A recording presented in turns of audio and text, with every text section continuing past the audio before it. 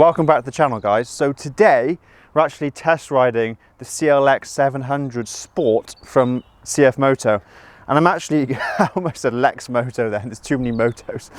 So I'm actually quite excited to ride this bike today because we've got this heart of the beast down here, which is the 700cc parallel twin. It's actually outputting a surprising amount of power, talking about 75 bhp, 41 foot-pounds. Let me just let this truck pull in. Okay, everyone has successfully parked, so I'll continue the intro. So you've also got quite a fat rear tyre, I think it's a 180 rear tyre, so nice chunky rear on there. Clip-on style handlebars for an aggressive riding position. Fully adjustable suspension, which is quite nice on a bike of this price point. And then finally, I actually got Brembo Stylema calipers and braided lines on there. So I'm quite excited to give this bike a whirl, really. I've never ridden a bike with those very high-end brake components on there. So let's see how the package all comes together.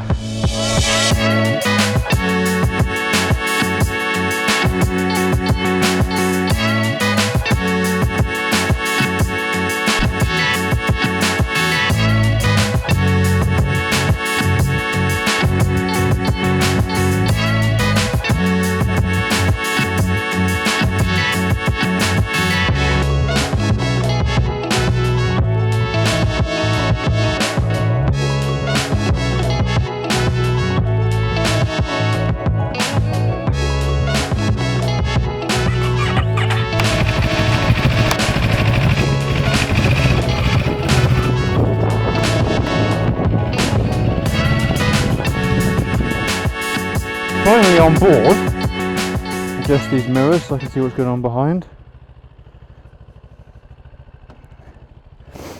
Oh, wait for this car to go past.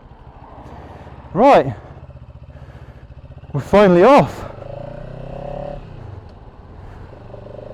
Visor down. We're off on CFMoto's CL-X 700 Sport.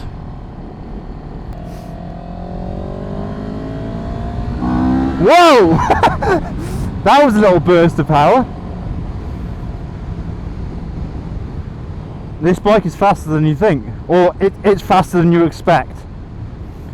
These days you don't really think much of a parallel twin because you've got these litre bikes that are 200 horsepower and you think 75 horsepower, you know, it's nothing to write home about, but when you get on one and you open the throttle, it's got a surprising turn of speed. I mean, I'm in third gear now. So a little it's that 5.5 pull, which is a bit of a characteristic of this 700cc lump, which originates actually from the Kawasaki ER6, and I'm beginning to think that this engine is to parallel twins what the 2005 Gixxer inline 4 is to 4-cylinder engines.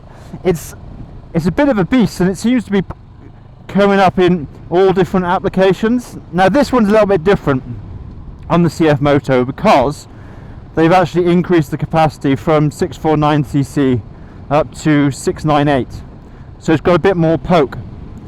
Just check them under the speed limit here, and you really feel that.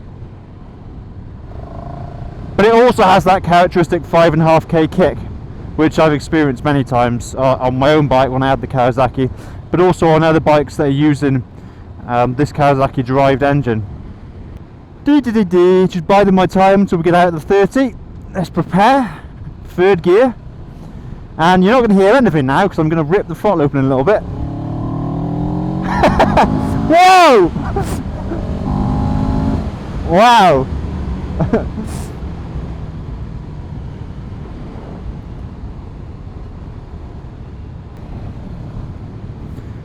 What is it with these birds? Every review I do, I get a little pheasant coming out.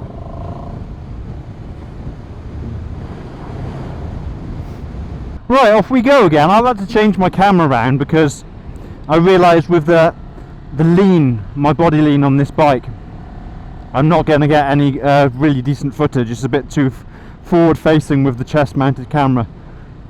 Been on adventure bikes and upright bikes far too long. One other nice thing about this engine, this whole package, is I don't have any vibration.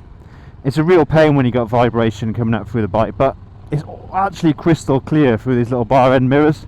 These are quite nice stylistically as well. I kind of like having a little glance down, see what's going on behind you. It just looks so much neater than having a big stalk hanging up there as well.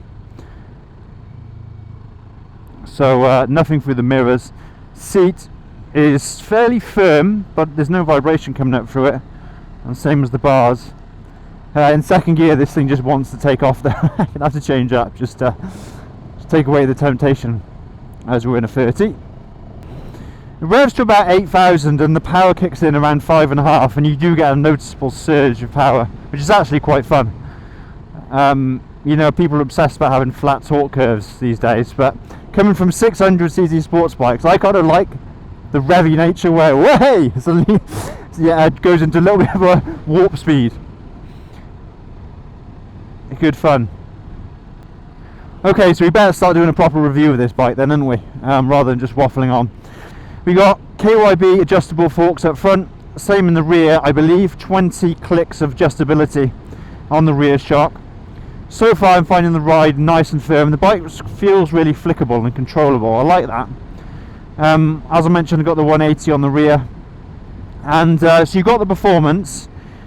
The looks are obviously a matter for your own opinion really, but I think the looks look good on this bike. So, as I said in the intro, it's kind of a modern take on a cafe racer. It's quite stylish.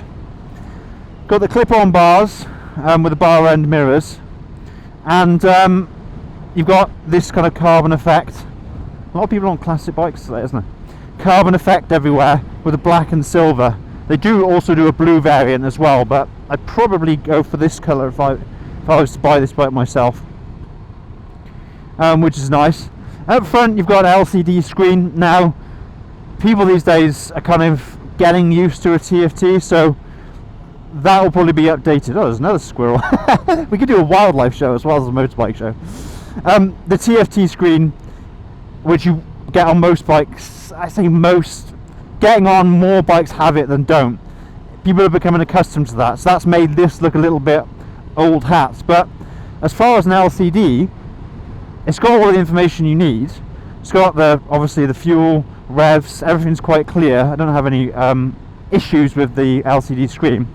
If you want to change modes, obviously just tap Eco or Sports, and then this little marker flicks back. It's actually kind of a rev indicator really. It tells you where you want to change gear. As far as the comfort, I talked a little bit about the firmness of the seat earlier. It's fairly firm. There's not actually that much room to move back and forth, so it kind of hugs you between the tank and the sort of pillion, or the rear cowl with the pillion seat on there. The pillion seat is actually quite small, so I don't think if you're riding with a pillion, more often than not, I don't think that would be that suitable for your passenger. But as far as where the rider is, well, it kind of keeps you nestled in between the tank, so that's quite a nice feeling actually. My knees have got over a 90-degree bend. Obviously it's got quite an aggressive riding position, but it's not uncomfortable. And as far as the weight on the bars, I've only been riding the bike for 20 minutes, but I don't feel any kind of uncomfortableness being lent over the clip-ons too much. One other thing I've noticed is, damn, these brakes are good. I mean, I've never ridden a bike with these high-end Brembos before, but gosh, the front, it bites so... Oh, I mean, that's not even from a high speed, but it just bites so well. And it actually dips the front of the bike. It's got so much power. That's really nice. That would inspire confidence, I think. So there's obviously a value there in the high-end braking system, and you can feel it on the road. Although we don't have a TFT, we do have a very nice feature on this bike, which is cruise control. So I'm going to have a little practice with that now. We're going 30, let's set it. Am I on? How do I figure that out? Oh, there you go. So on is that way. And then I'll set. Wicked! Okay, so just slide it that way to initialize. Press this button down here to set, and if I want to increase the speed a little bit, 32, no, it's a bit fast. Oh, there you go, 32. So the speed you want to achieve is there. and that's your actual speed. Oh, so let's just drop it down to 30. If I open the throttle, what will happen as we get out of the town? Presumably it'll just disengage, or does it hold 30? That's quite nice, isn't it? Because it means you can accelerate to overtake vehicles, but then drop back down to whatever the limit you want to stick to. Okay, I've just pulled over just to check the fueling. So, no one behind me.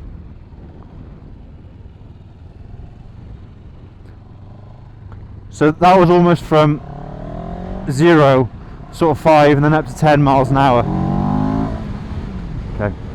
And I wanted to check that the bike didn't have any jerkiness or stutteriness when we pulled away. I mean, that is a little bit of a pet peeve of mine. I know that's something that people do get annoyed about. So yeah, as the bike pulled away, it doesn't seem to hesitate or sort of jerk you forward at all with the fuel map on there. Alright, I'm going to stop talking now because we've seen an interesting sign coming up. This is a nice sign if you're a motorcyclist.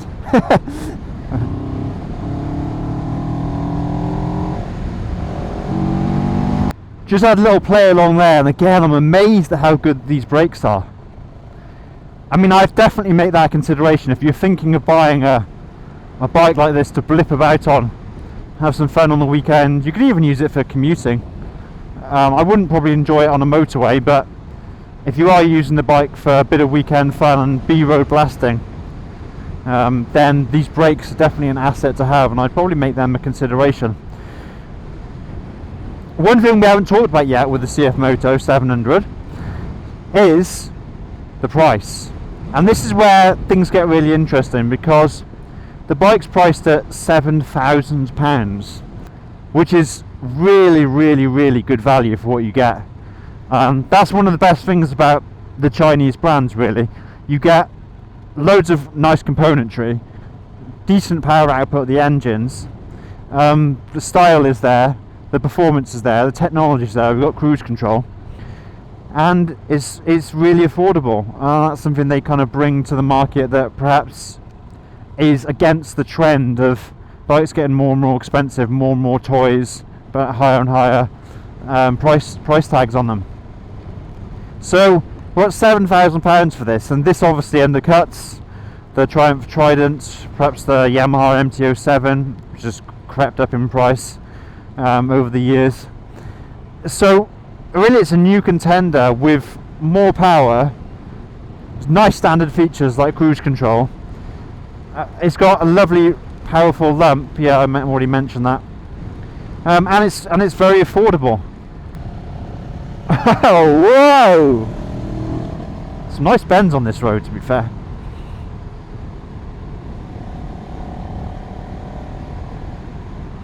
Lovely burble from the engine as well as you make progress.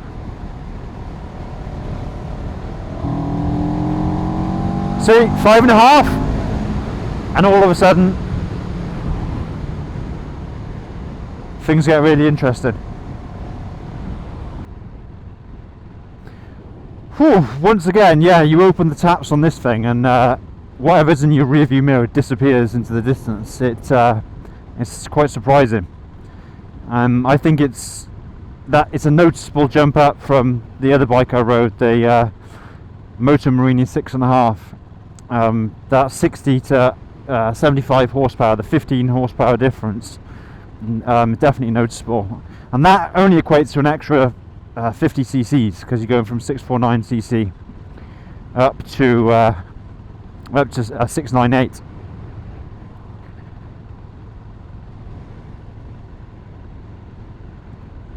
So just coming through the historic village of Tenbury, and we're going to head on to Leominster today.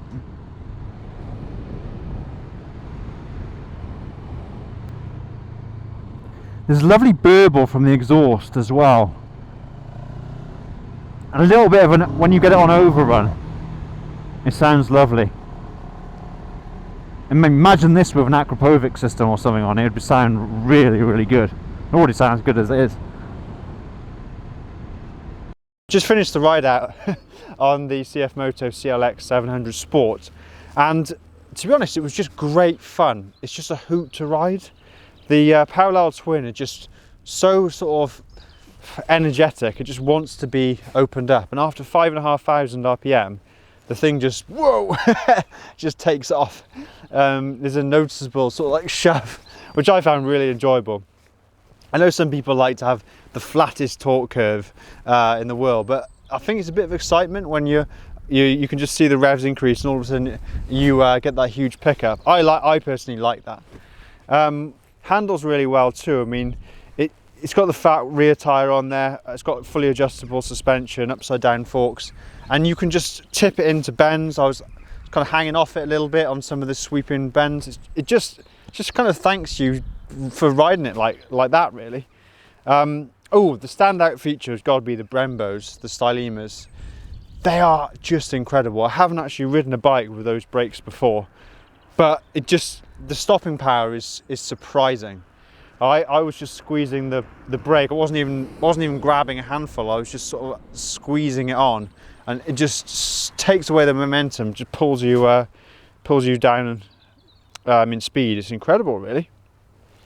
Bar end mirrors are a nice touch. I think that sets the bike off well. The bike's got quite like a muscular feel to it, almost like a kind of hot rod. It just feels like a purpose-built machine, really.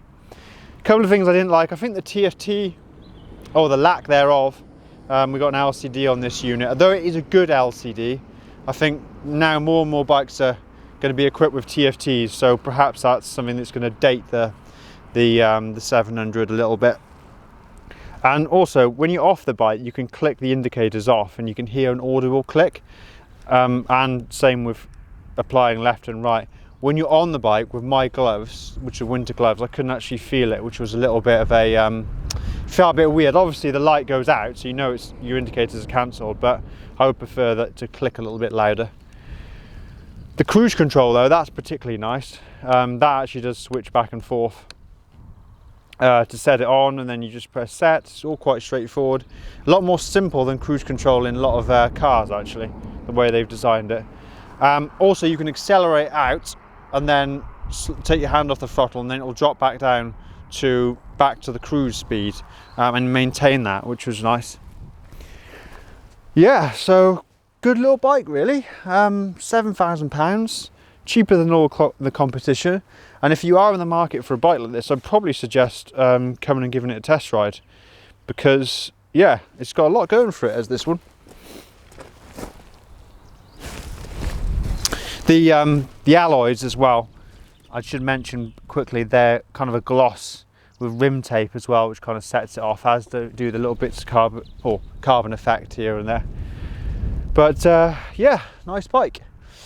Alright guys, well, I'm going to end the video there. Thanks a lot to Midwest Moto up here in Stourport in the Midlands for letting me borrow the bike. If you do want to check out a CFMoto or any of their other brands like the Thermotech, the Indian, BSA, then pop in, because they will be happy to give you a test ride like they do for me. And if you guys enjoyed watching the video, then please do write me a comment if you want to know anything about the bike. And if you do like what we're putting out on the channel, then please consider subscribing, and we'd be happy to have you join us for the next video. Alright guys, I'll catch you on the next one.